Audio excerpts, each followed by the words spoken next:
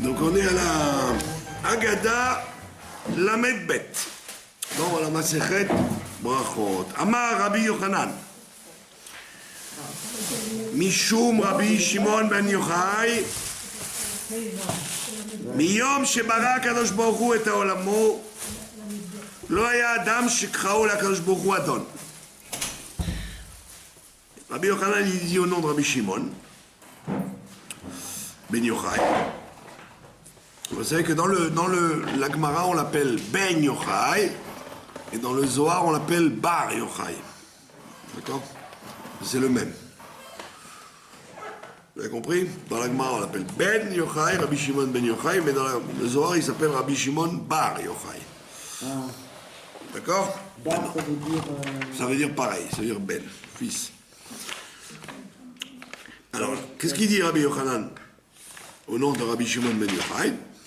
Il dit, depuis que Dieu a créé le monde, il n'y a aucun homme qui a appelé Dieu Adon, qu'il a appelé le maître, Ad Sheba Abraham, qu'il a fallu qu'Abraham Avinu il arrive, et il a appelé Adon, il appelait le maître, il appelait Dieu maître. Et quand vous lisez dans toute la Torah, depuis Bereshit jusqu'à Abraham Avinu, jamais il s'appelle Adon.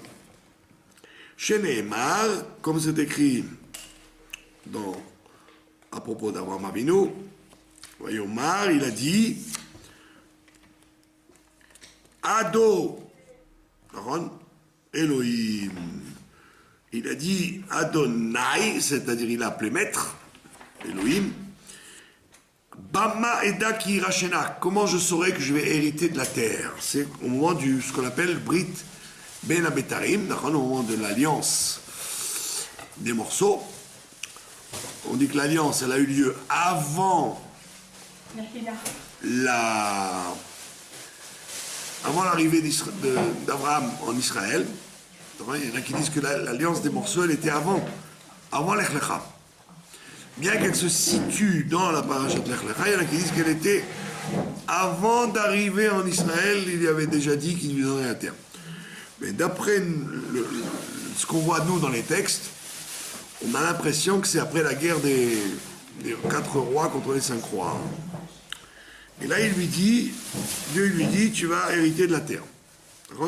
Et il lui donne les 10 territoires qu'il va avoir.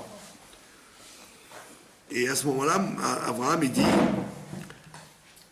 Ado. Il appelle Ado, Elohim. Donc c'est la première fois qu'on voit ça.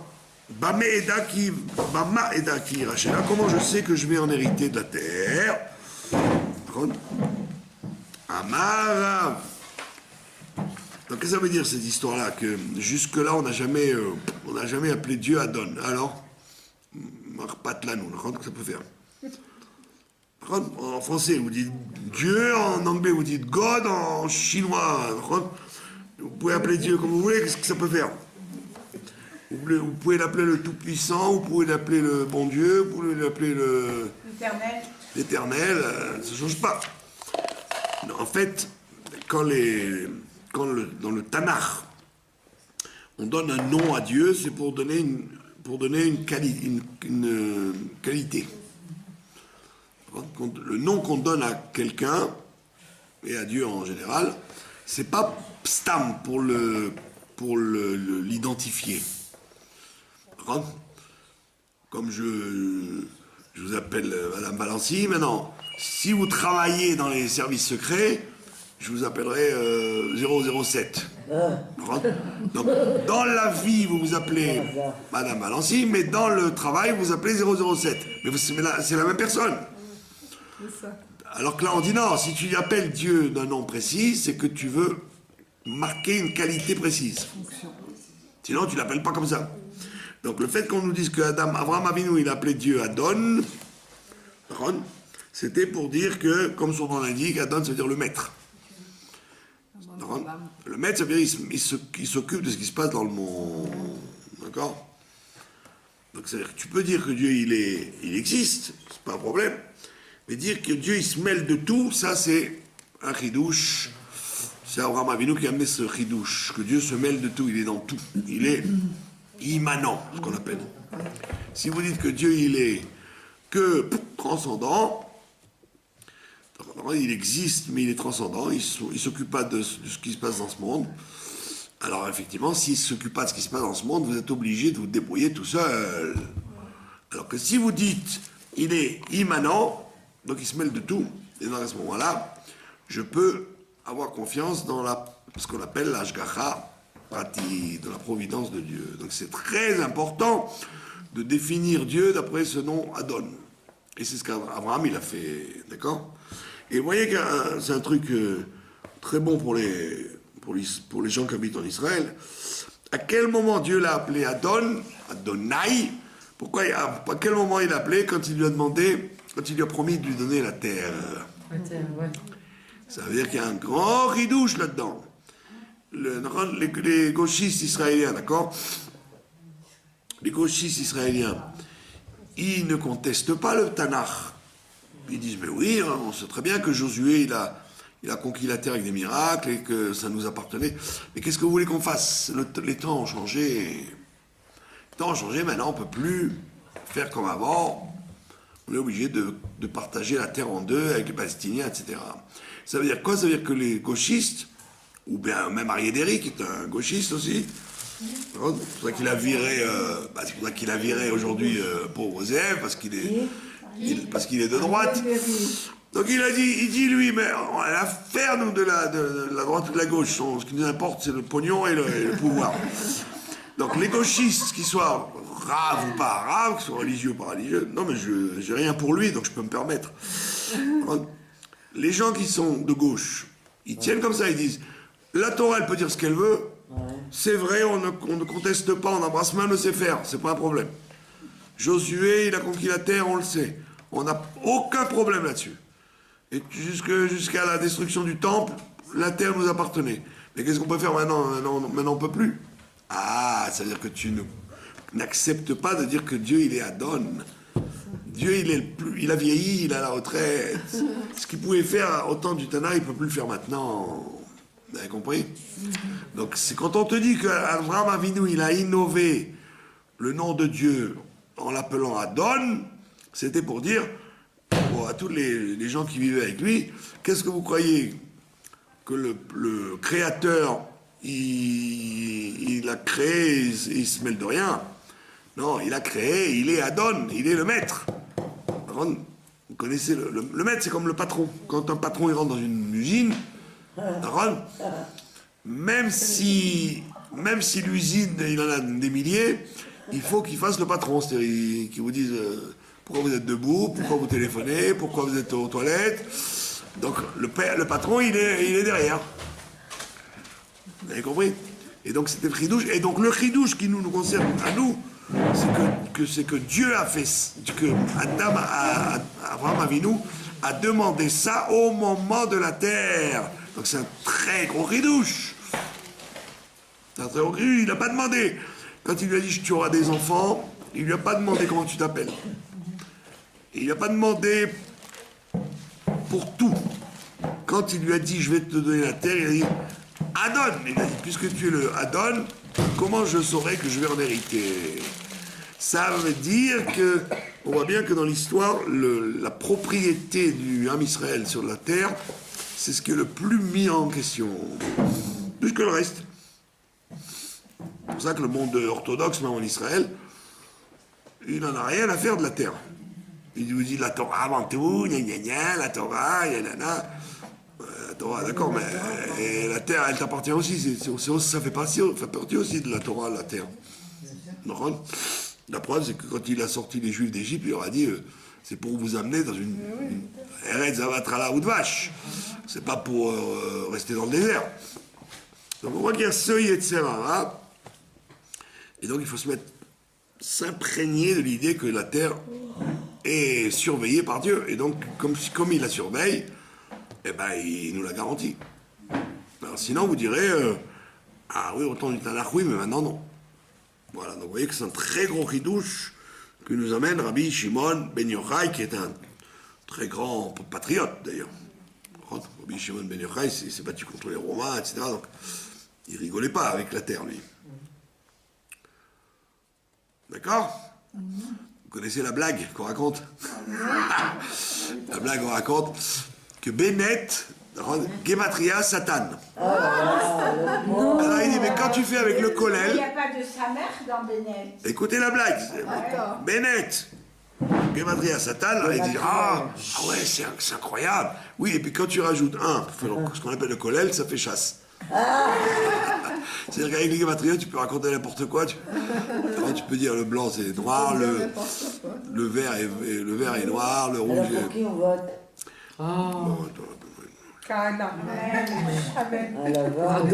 Je vous ai parlé de politique ce soir, je ne vous parle que de... Mais c'est une plaisanterie, vous avez compris que c'est une plaisanterie. On vote pour Dieu. Si vous n'avez pas compris que c'est une plaisanterie, il faudrait que vous appreniez mes plaisanteries. Je vais vous faire un lexique. Vous avez compris ou pas? Ben ouais, hein. C'est clair. Hein. C'est dans le cadre de cette agada que j'ai été obligé de vous parler des risques. C'est pas pour parler de lui spécialement. Pour vous dire qu'on peut être dans la Torah et ne pas comprendre que Dieu il est Adon sur la terre. C'est tout. C'est un truc très très fort. D'accord? Voilà ce qu'a dit Rabbi Shimon Ben Yochai, que la première fois que quelqu'un a appelé Dieu Adon. Voilà. Deuxième phase. Amar, Rav, il dit, et donc Rav, il vient bien après Rabbi Shimon, parce que Rabbi Shimon, c'était après la destruction du temple, au temps des Romains, alors que Rav, c'était presque au temps de Mohammed déjà, c'était très très tard. Donc c'est à la fin du Talmud, bien après Rabbi Shimon et Rabbi Yochanan. Et qu'est-ce qu'il dit lui? Il dit Af Daniel, même Daniel, qui vivait bien après Abraham Avinu, Daniel le prophète. Quand vivait Daniel? Daniel, après la destruction du temple. Quand vivait Daniel? Après la destruction. Daniel, il était le chambellan de Esther Malka. Donc il était dans la charnière du premier temple et la destruction du premier temple. D'accord? C'est l'un des derniers prophètes. Donc même Daniel, il était en conflit avec Nabuchodonosor. Et après, il est devenu son conseiller, carrément. Donc Daniel, il a dit, l'Onana, il n'a été répondu, et la bishvil Abraham, que à cause de Abraham. Chez Nehemar, Ve'ata shma Elokeinu el tefilat avdecha. Il a dit maintenant, écoute notre Dieu, la prière de ton serviteur. Ve'el tachanunav, ve'aher panecha al mikdashecha, Hachamem, et je t'en supplie, ne mets pas de... dirige ta face vers notre sanctuaire détruit. On parlait du premier temple, d'accord? Le Mahan Adonai, comme ça il dit. Et donc encore une fois, il invoque Adon. Encore une fois sur le sanctuaire. Donc, aussi bien la terre que le temple sont liés avec la conviction qu'il y a une Ashgacha pratique. Donc vous voyez qu'il n'y a pas ça ailleurs. On ne voit pas ça ailleurs. Pour tout, c'est pas tellement marqué la providence de Dieu. Sauf sur la providence sur la terre et sur le temple. C'est pour ça que pendant la galoute, quoi, la parnassa, elle est plus dure en Israël qu'ailleurs, parce qu'elle demande une foi. Une grande émouna dans la Ashgacha pratique qu'on n'a pas besoin d'avoir en Amérique ou en France. Dire qu'il est Adon. Il est Adon, c'est-à-dire qu'il s'occupe particulièrement de son peuple quand il est en Israël. Mais ça, il faut avoir la foi pour le comprendre. Si tu n'as pas la foi, tu restes en Amérique ou à Paris. La parnassa est plus facile. Donc c'est obligé que comprendre ce principe. Que quoi? Ça paraît paradoxal. Parce Comme on est en galoute, palais du roi. mais justement, comme on est en galoute, alors le diable, il rend la vie plus dure en Israël qu'elle aurait dû être pendant le Beth Amikdash. C'est encore une fois ce que les gauchistes ne comprennent pas quand ils interviewent les gens de gauche qui ouvrent les restaurants le soir de Tisha B'Av. Et alors les pauvres ils connaissent rien, alors ils leur disent vous faites Tisha B'Av? Ils disent non, c'est quoi Tisha B'Av? La destruction du temple. Ah bon, alors c'est quoi le temple?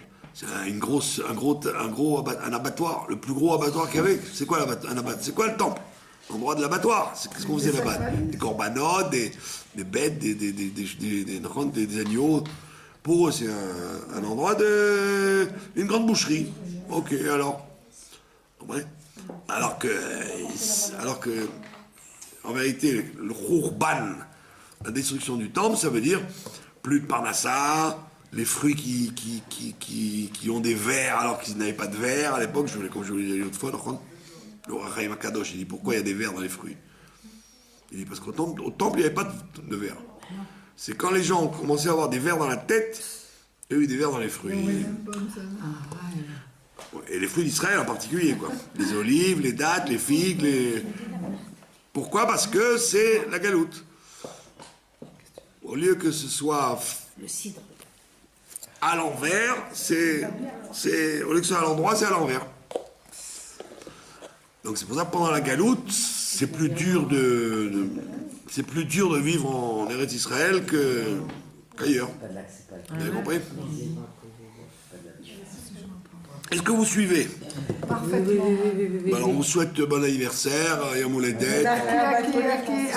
C'est pour ça que nous buvons de la bière, même dans un chiour où les gens nous regardent. La bière noire pour souhaiter bon anniversaire. Donc même Daniel, il dit à Dieu, en plein exil de Babel, il dit, regarde s'il te plaît ton sanctuaire détruit, à cause de Ado, du nom de Dieu Ado. D'accord? Les Ma'ancha mi Baele, il aurait dû dire, pour toi, il aurait dû dire. Il dit non, fais ça pour Abraham Avinu qui t'a appelé Adon. C'est-à-dire, comme Abraham Avinu, il a pris ses précautions, il a dit, moi je veux bien croire que tu vas me donner la terre, parce que tu t'appelles Adon. Mais il a quand même il lui a demandé des garanties. Comment je saurais que j'en hériterai? Et Dieu lui répond, comme tu vas faire des corbanotes dans le temple, etc., j'ai besoin de cette terre et qu'elle soit à vous. Et donc je vous la garantis. D'accord? Et d'ailleurs le Ramban,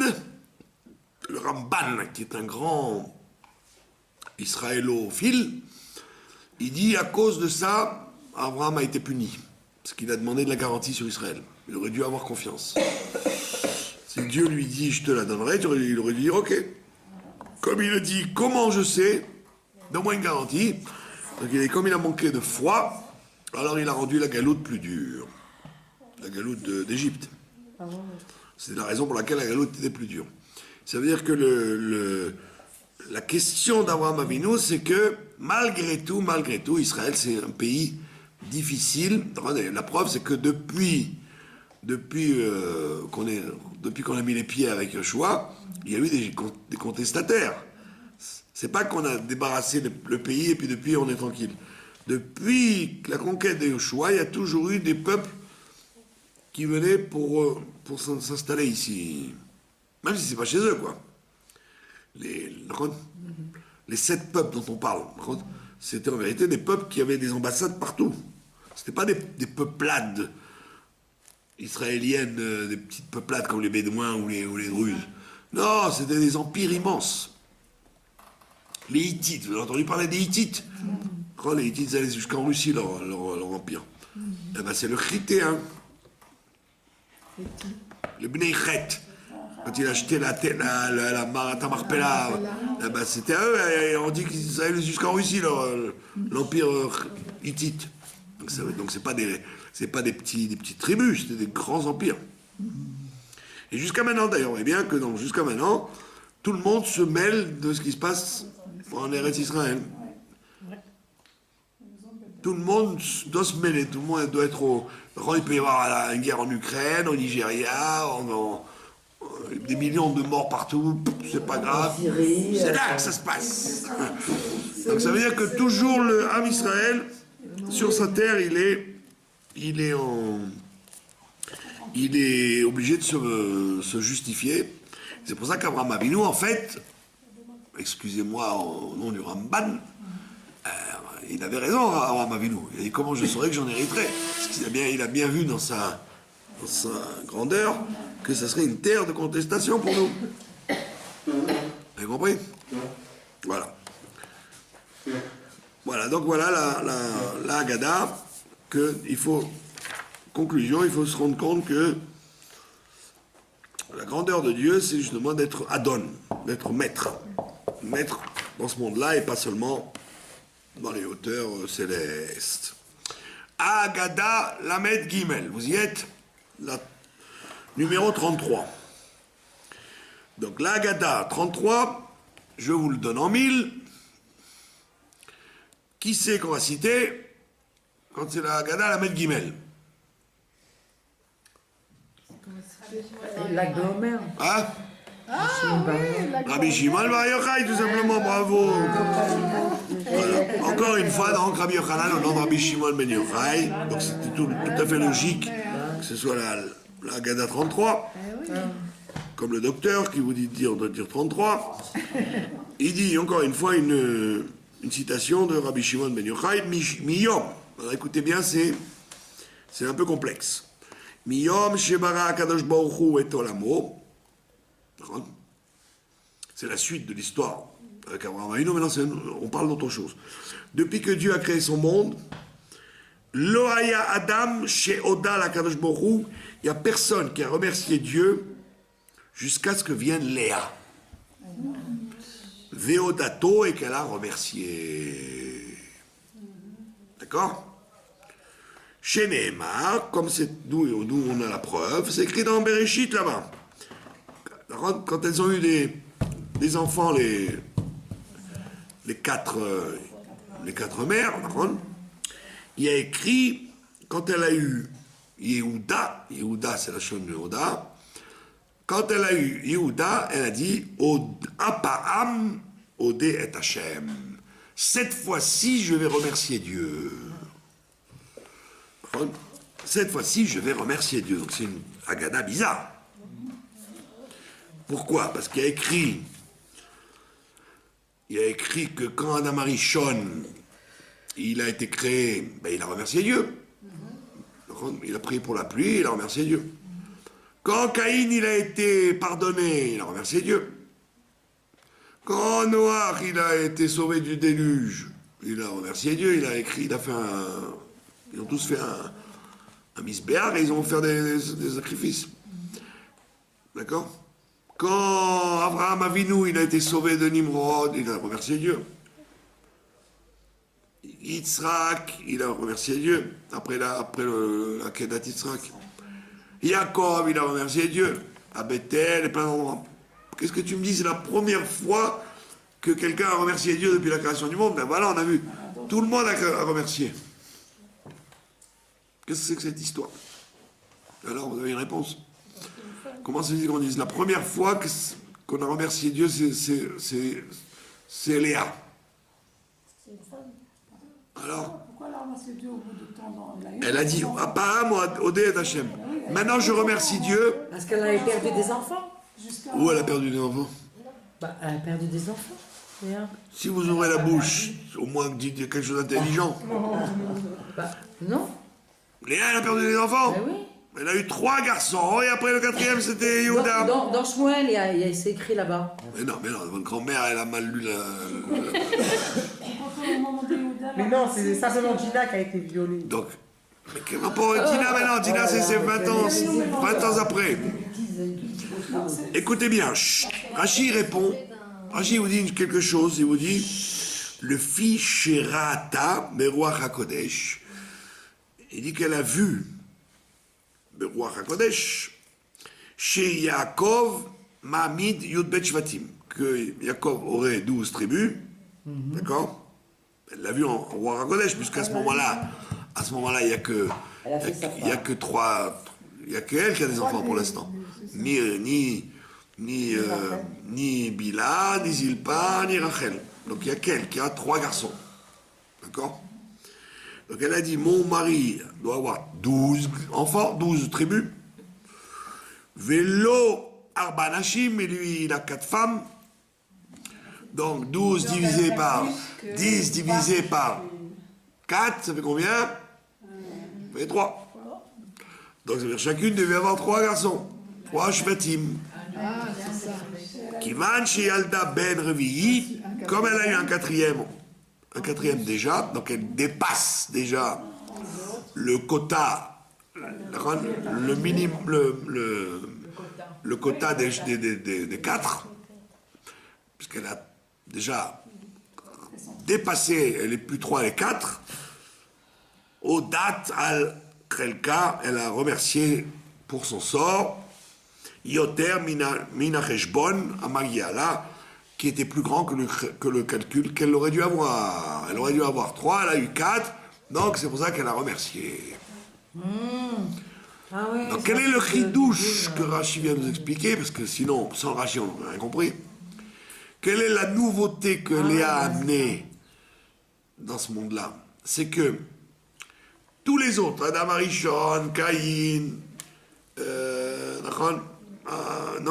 Hawa, Mitzra, Yaakov, ils ont remercié, soit parce qu'ils ont eu un S, soit parce qu'il y a un miracle, ou soit parce que Dieu, il s'est bien comporté avec eux. Donc ça, c'est normal. Quand je remercie l'homme, quelqu'un ou Dieu, peu importe, quand je remercie pour une chose qu'on m'a donnée, d'accord, c'est normal. Si tu le fais pas, tu es ingrat. Donc remercier en temps normal, ça s'appelle pas une grande histoire. C'est pas un grand mérite de remercier. Si je te donne un verre de limonade, bah tu dis merci, c'est normal. C'est le b.a.-ba du savoir-vivre. Donc maintenant, Rachid explique. Donc quand elle a eu les 3, elle a remercié normalement. Parce qu'elle a eu 3. Maintenant, elle a plus que ce qu'elle aurait dû avoir. Donc son remerciement, il est différent. Elle aurait pu dire, moi je t'ai rien demandé, hein. Moi j'ai eu ma dose, ma part, j'ai eu mes 3. Maintenant, tu veux en rajouter, c'est ton problème. Bon, moi je t'ai rien demandé. Le fait qu'elle ait remercié alors qu'elle aurait pu ne plus, elle n'avait pas besoin de remercier après, puisque c'était plus son affaire à elle, c'était l'affaire de Dieu. Ah, mais c'est un cadeau qu'elle a reçu. Donc pour elle, c'est pas un cadeau, c'est un truc qui est une volonté de Dieu de lui en donner en plus.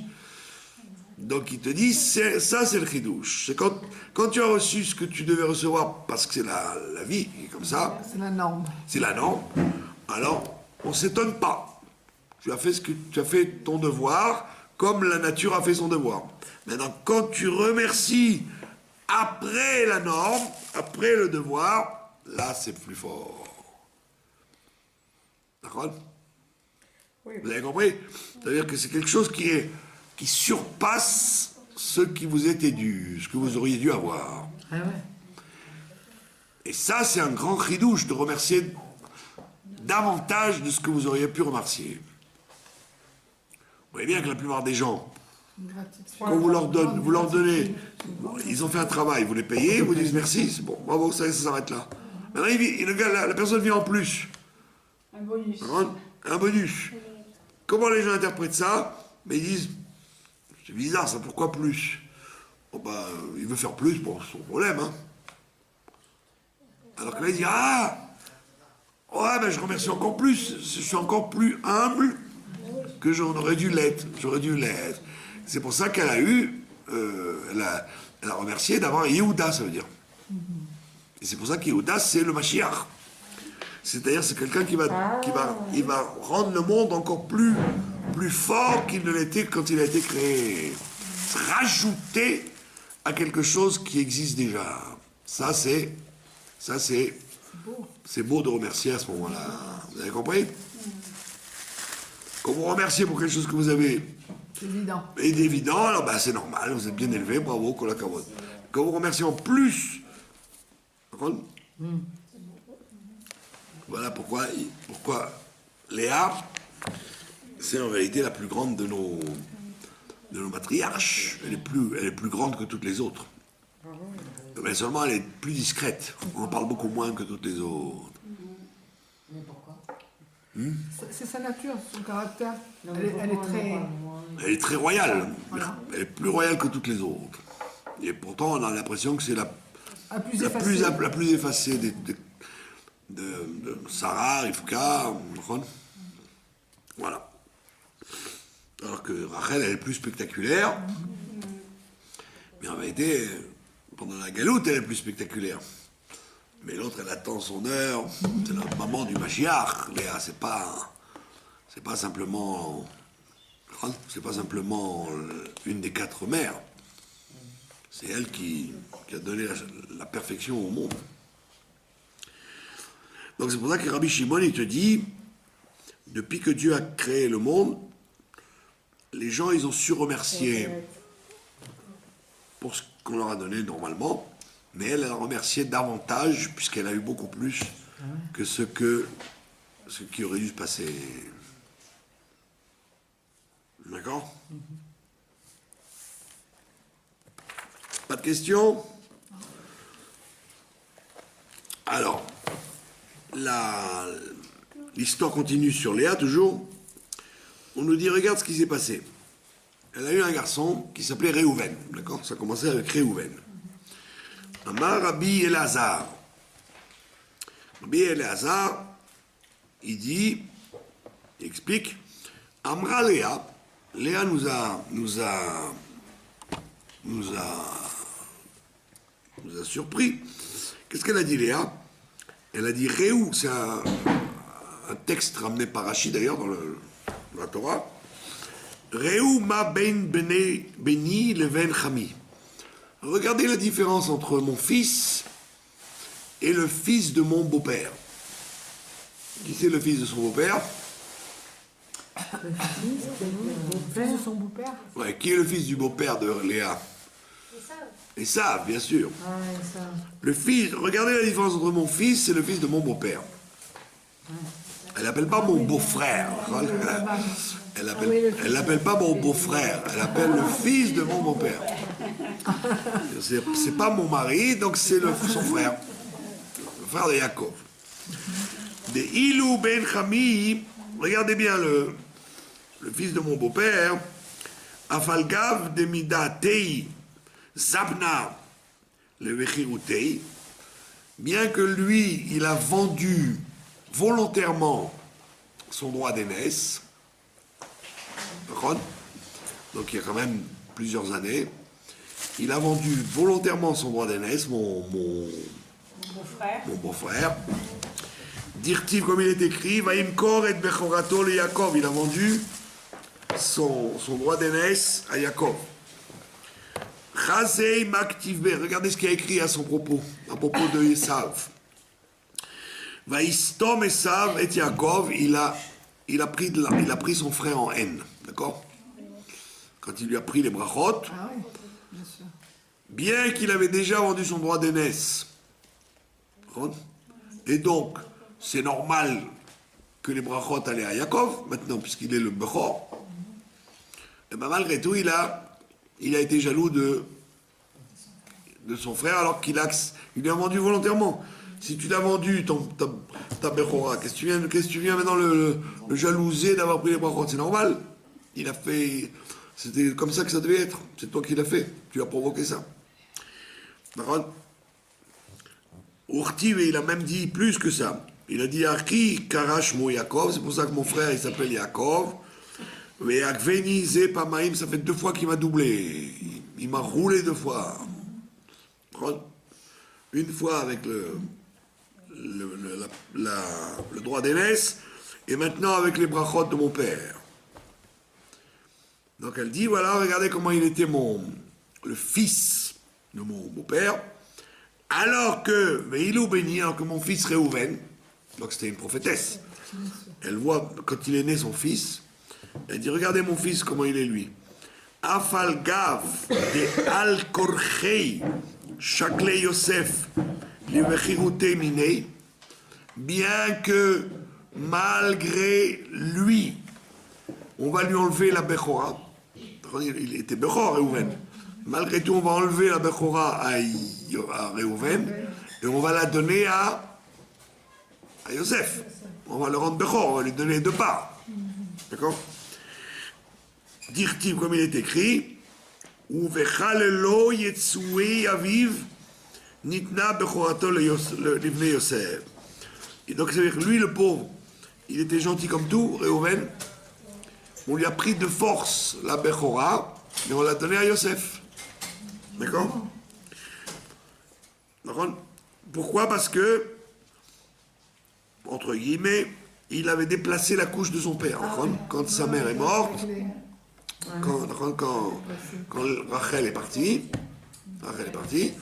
il a dit, Jacob, il a installé dans les appartements de Rachel Bila. C'est ça. Bila, la servante. Il a dit, ah ben ça alors, il a dit, que ma mère était moins bien vue que sa sœur. Je ne peux rien dire contre mon père, mais maintenant qu'il me prenne la servante au lieu de prendre ma mère, donc il a déplacé le lit de Bila.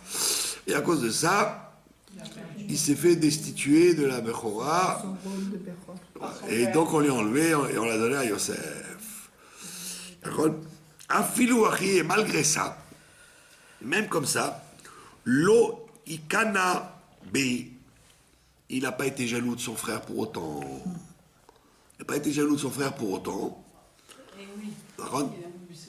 Et non seulement ça, il a écrit Vaishma Réhouven, Vayatzileu miyadam. Il a écouté qu'il voulait le tuer. Ah ouais. Quand ils ont fomenté, ils ont fait un psak-din, ils ont fait une décision de tuer Yosef. Lui, il aurait pu dire l'occasion de me débarrasser de lui, puisqu'il m'a quelques jours, à cause de lui, j'ai perdu mon droit d'aînesse, mais ma part de Bechor. Donc, j'en profite puisqu'ils veulent tous le tuer. Moi, je fais semblant, je ferme les oreilles, j'ai rien entendu, j'ai rien vu. Au lieu de ça, il leur a dit, vous n'avez pas honte, vous voulez tuer votre frère, vous n'avez pas honte de... Donc ça, c'est un homme extraordinaire. Réhouven, c'est un personnage extraordinaire, plus que les autres. Et encore une fois, il passe pour un minable, il passe pour un idiot, c'est vraiment le moins bien vu de tous les frères, alors que, vous vous rendez compte, il avait une possibilité de se venger sans rien faire. De se venger sans rien faire. Dès qu'ils ont dit on va le tuer, il aurait dû dire bah, vous savez, je me plie à la majorité, faites ce que vous voulez. Et puis comme ça, il aurait dit à son père, tu vois, c'est moi le Bechor, c'est moi qui reste Bechor. Au lieu de ça, il dit non, vous n'avez pas honte de prendre le sang de notre frère, on n'a pas le droit de faire ça. Et il voulait même le sauver et le ramener au son père. Ça, c'est un Bechor. Hein? C'est un Bechor. Eh oui, c'est extraordinaire ce qu'il a fait. Dans la vie, les gens, dès qu'ils ont un moyen de se venger, ou en tous les cas de ne pas aider quand on leur a fait du mal, ben ils le font. Si quelqu'un vous a fait du mal, par contre, et puis quelqu'un se présente, il dit voilà, j'ai besoin de 100 shekels. Et lui aussi, il dit j'ai besoin de 100 shekels. Vous aurez tendance à dire moi, je donne à l'autre. Je donne que 100 shekels, je donne à l'autre. Pourquoi je donne à lui? Alors que la Torah te dit non, tu dois dire à égalité. Qui c'est qui fait ça? C'est un roi. Voilà, il a une force. Fidélité. Il a une force très très grande. Et que personne l'a applaudi. Sa mère, elle voit ça déjà, dès qu'il est né, elle a vu ça. Elle a dit, regardez mon Esav, lui, comment il a réagi. Il a vendu son droit d'aînesse. Et malgré tout, après, il dit, quoi? Mais je vais le tuer, mon frère. Mais dis-moi, c'est toi qui as tout fait, qu'est-ce que tu veux maintenant? Qu'est-ce que tu veux maintenant? dit, alors que mon fils, lui, on lui a pris de force son droit d'aînesse, et au lieu de se venger, il a tout fait pour sauver Yosef. Et c'est Rachid qui a découvert ça? Non, Qui a découvert? c'est le Midrash qu'on est en train de dire. C'est le Midrash? Mais On sait pas qui. qu'est-ce qu'on est en train de faire? Oui, d'accord, mais on sait pas c'est qui la qui a Haggadah. découvert. Mais quoi, on l'a dit, c'est Rabbi Shimon Ben Yochai. Ah, d'accord. C'est Rabbi Shimon Ben Yochai qui a rapport On avec a Yaakov. dévoilé, oui. Quand on est dans la Lamed Gimel, on l'a dit tout à l'heure. Eh oui, Oui, oui. Alors on a parlé de Léa, mais on a parlé de Reuven. c'est ça, C'est toujours Rabbi Shimon. Non, vous voulez pas? tout à fait. Voilà. Et alors, qui c'est qui a ramené ça? C'est Rabbi Eleazar. Pas le fils de Rabbi Shimon. Non.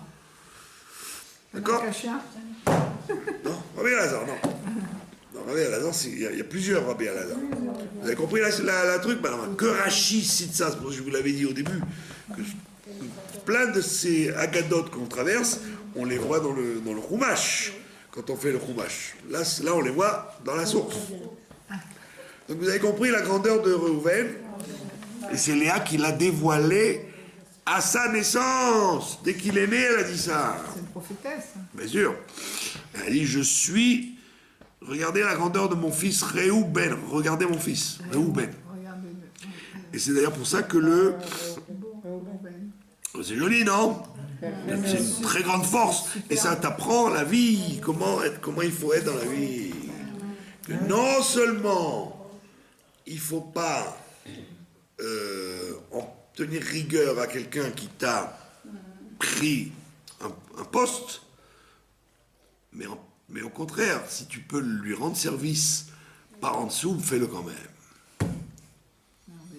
D'accord? En plus, pourquoi il n'a pas pu le sauver?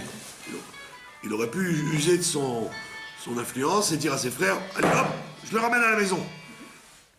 Lui, il leur a dit, écoutez, ne le tuons pas, mettons-le dans le puits.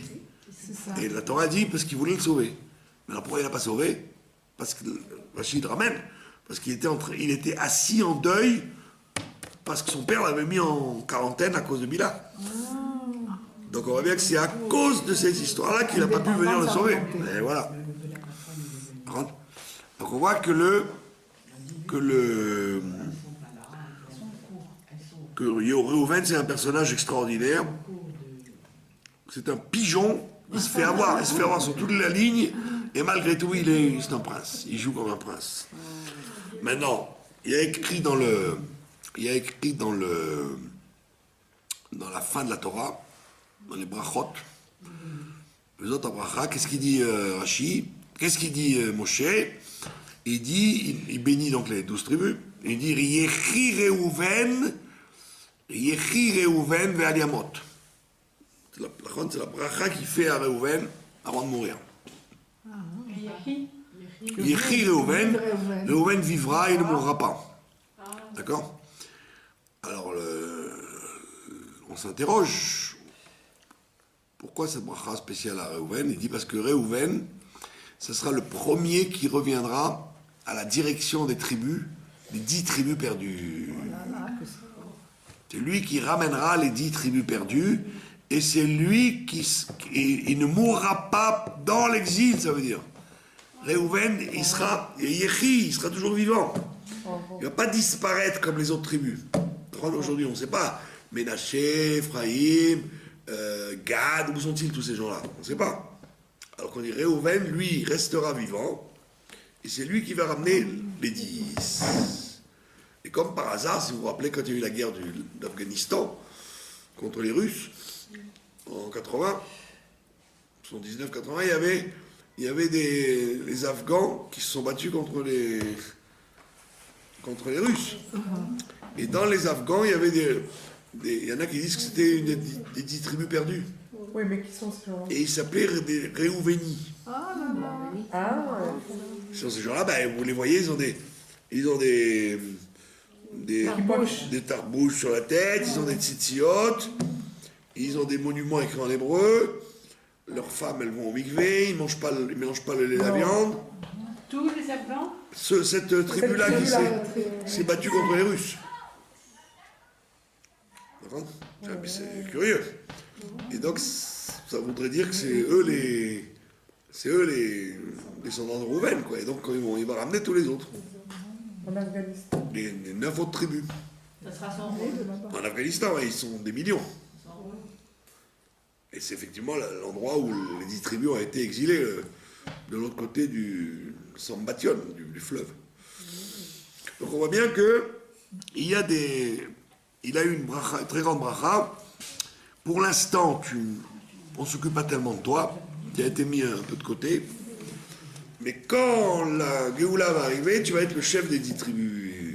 Et ça, c'est le truc qui va c'est-à-dire un kavod qu'on va lui refaire à nouveau à Réhouven.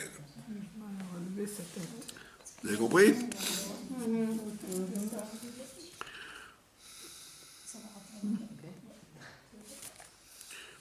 Donc on voit que Réhouven, il a tout fait pour sauver Yosef, alors qu'il aurait pu tout faire pour lui faire du mal. Ouais.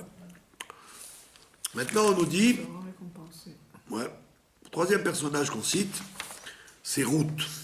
D'accord? Ah oui. C'est Ruth. Donc c'est toujours dans la même histoire, là. Ruth, il dit, que vient faire Ruth? Pourquoi tu me parles de Ruth? D'accord? La Gemara, elle répond, encore une fois, au nom de Rabbi Yochanan. Tout à l'heure, il a cité Rabbi Shimon ben Yochai. Maintenant, il parle de lui, à son nom. Il te dit, qu'est-ce qui s'est passé avec Ruth? Pourquoi est-elle importante dans la série des personnages qu'on a cités là? On a cité Léa, on a cité Réhouven, maintenant on cite Ruth. Chez Zarta Veyatsa Memenu David. Elle a mérité que sorte d'elle le roi David. Ruth, d'accord? Et on dit pourquoi elle a mérité que sorte le roi David? Sherivaou le Akadosh Baruchu Beshirot Vetishbachot. Que il a abreuvé, David Amelech, il a abreuvé le bon Dieu de ses chansons, de ses louanges. D'accord? Les 150 psaumes, c'est avec ça que Dieu boit tous les jours les louanges de David. Vous voyez bien que les psaumes, c'est le livre du Tanakh le plus lu, en fait. D'accord? Ouais. Parce que tout le monde ne connaît pas le Chumash. Il y a plein de gens qui lisent, à part certains qui lisent le Chumash ou qui écoutent le Shabbat, il y a plein de juifs qui ne connaissent pas trop le Chumash. D'accord? Esther, on s'en occupe qu'à Purim. Les lamentations à Shabbat. Mais qu'est-ce qui a la chance, le mérite, d'être à toutes les sauces? C'est le roi David. Toutes les tfilotes, c'est lié avec le roi David. Les psaumes. Oui, les psaumes, sans arrêt, comme vous prenez une fila, prenez n'importe quel sidour. La majorité des morceaux de la tfila, c'est des morceaux du roi David. Ouais. Enlevez les rois David, il n'y a plus rien. Il y a quelques... D'accord? Donc il dit Moi, que... aussi, on dit la Bible aussi est beaucoup lue. Pardon? La Bible. Ah, beaucoup moins que les psaumes. Les psaumes, c'est le best-seller de la... Même les goïms. Les goïms, même les goïms, exactement. Ouais. Donc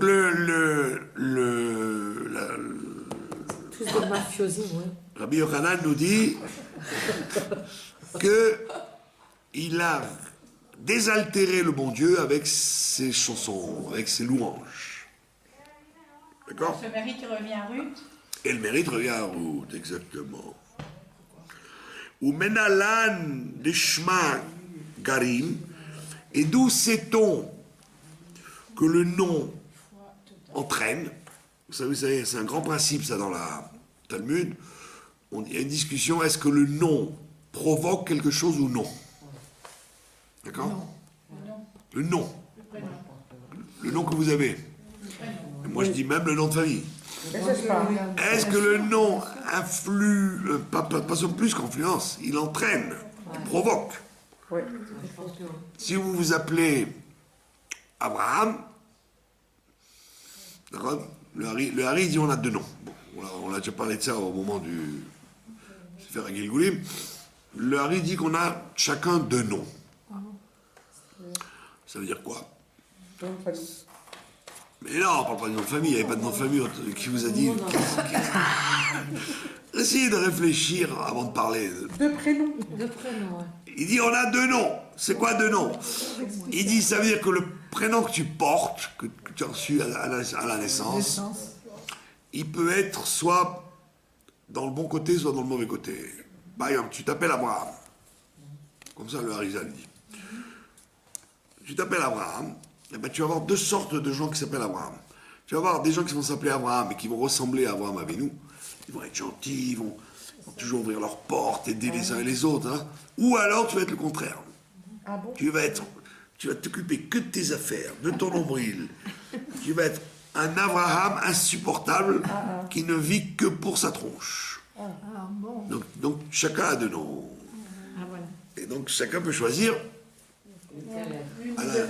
une des deux facettes du nom qu'il a. Vous avez compris? Donc ça c'est le nom. Maintenant la Gemara elle s'interroge, est-ce que le nom que j'ai entraîne automatiquement mon comportement ou pas? Et voilà, on voit que la Gemara elle te dit oui. C'est d'ailleurs la chita de Rabbi Meir. Rabbi Meir il dit ça, il dit que c'est le nom qui entraîne. Ouais. Si tu t'appelles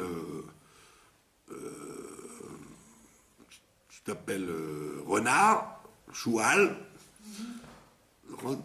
eh ben, ta vie va être entraînée par ton nom. Donc très attention au nom que tu portes parce qu'il faut. Mais personne ne le choisit. Tac, tac. Pardon? Personne ne le choisit à part moi. Non, personne ne choisit. Ben oui, mais ça veut dire que tu dois choisir d'être à droite ou à gauche.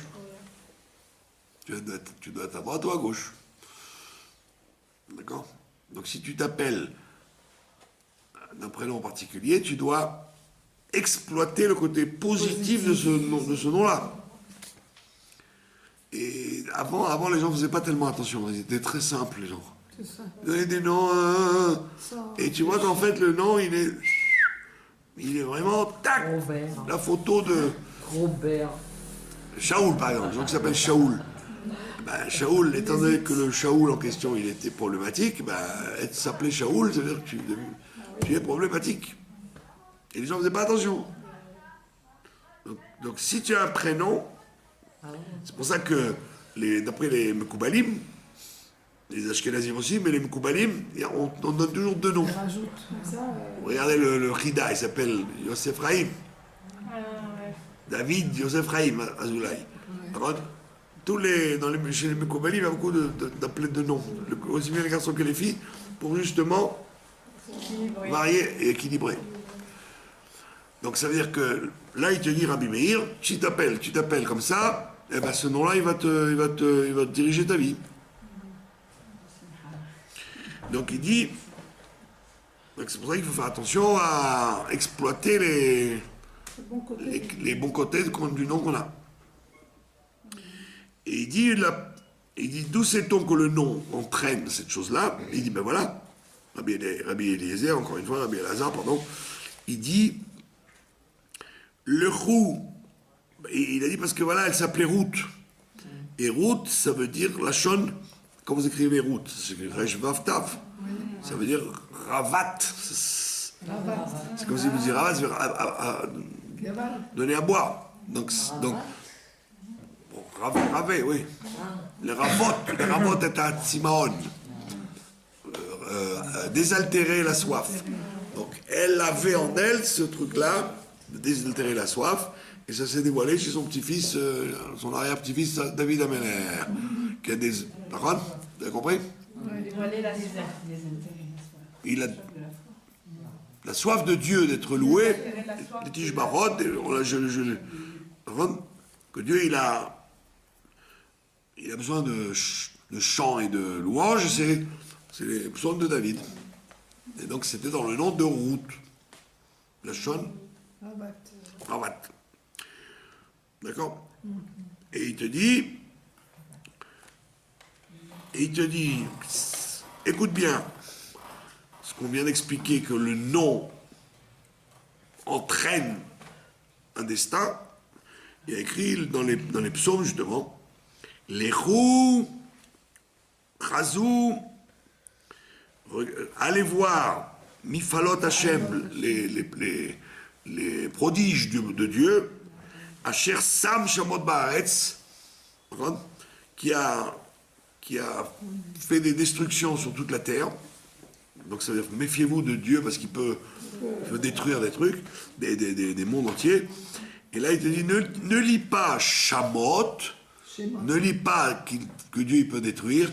Et là Shemot, il a donné des noms à chaque chose. Chaque chose, le nom que ça porte, eh ben, que ce soit un nom d'endroit, ou un nom de gens, ou un nom de ville, ou un nom de pays, automatiquement, il provoque le comportement en fonction du nom. C'est pour ça qu'il y a des gens qui n'aiment pas leur nom, ils veulent changer. Changer, on ne peut pas, mais on peut rajouter, par exemple. Même si c'est un nom goy. Pardon ? Même si c'est un nom goy que les gens ont reçu. Oui, mais j'ai un nom goy, des fois c'est... Tu gardes et tu rajoutes quelque chose d'Israël. Si c'est un nom goy. Bien sûr. Mais est-ce que j'ai une question? Est-ce qu'on peut rajouter de Allez-y. soi-même? Est-ce qu'on peut rajouter de soi-même? On peut rajouter de soi-même, mais il faut que l'entourage l'accepte. Ils sont d'accord. Non, pas que ce soit d'accord, naturellement. Si vous rajoutez, vous avez rajouté Sarah, par exemple, si les gens commencent à vous appeler Sarah en plus, alors ça marche. Mais si déjà, ça vous va pas ça, c'est votre nom là, Sarah, c'est bizarre. Vous appelez Sarah, moi j'aurais plutôt vu Rivka. Ah bon? Si tout le monde vous dit ça vous va pas du tout, c'est que ça va pas du tout. Et en plus, il faut le faire au Sefer Torah, quoi, pour le... Comme la naissance d'une fille. Et si on a fait quelque chose et qu'on n'est pas... Eh ben, ça va. On peut le confirmer au Sefer Torah. Voilà. Vous avez compris? On en fait encore un petit morceau avant de se quitter, voilà. Encore. Et Rabbi Yochanan, il dit dans la Haggadah 34, la Medalet, écoutez bien ça, c'est très intéressant ça. Kol dibour vedibour she'asa mipi HaKadosh Baruch Hu letova. Toute phrase que Dieu a sortie pour le bien, même si c'était conditionnel, avec une condition, le chazarbo, Dieu ne revient pas en arrière. Si Dieu dit une bonne chose, d'accord? Si Dieu il a dit une bonne chose, même s'il l'a dit à condition, d'accord? Eh bien Dieu ne se rétracte plus. D'où on le sait, de Moshe Rabbeinu. Dieu lui a dit à Moshe Rabbeinu, Eref mimini ve'ashmidem, va-t'en de moi, je veux les détruire, ve'emche et shemam, et je vais supprimer leur nom, effacer leur nom, et ve'eseotra le goyatsum varav, et je te ferai toi un grand peuple. Maintenant il se trouve que Moshe Rabbeinu il a négocié, et Dieu il n'a pas effacé les Juifs, il a gardé le peuple juif, comme Dieu lui a promis à Moshe d'être un grand peuple, alors que c'était dans le cas où il l'efface. Et comme il te l'avait promis, bien qu'il n'ait pas effacé le nom des Juifs, toi aussi tu vas devenir un grand peuple. Et donc on dit qu'il y avait autant de descendants de Moshe qu'il y en avait au Sinaï. Il y a eu 600 000 descendants de Moshe. Donc c'est un grand principe. Si Dieu il ouvre sa bouche pour dire quelque chose de bien, même si c'est conditionnel, et que cette condition ne se réalise pas, eh ben, ce qu'il a dit de bien va se réaliser quand même. C'est-à-dire que le monde est basé sur le positif. Vous avez compris? Voilà.